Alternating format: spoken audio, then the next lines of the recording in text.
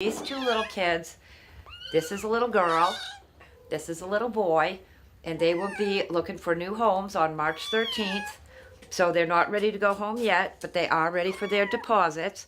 And if you come in and you pick out a kitten and you leave a deposit, then it's guaranteed to be your kitty when they're old enough.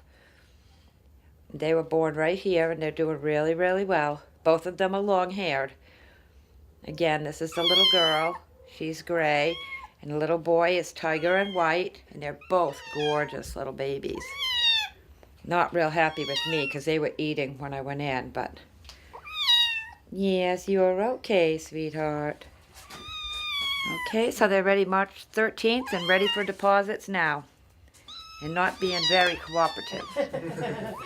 Those are kitties. Children seldom are. Oh, Little children. They're so adorable. Okay. Oh. There. How's that? That's better. There. Stop holding you up like you're merchandise, huh, kids? Just little baby kitties. Cute. This one, the little female, looks like she wants to go play.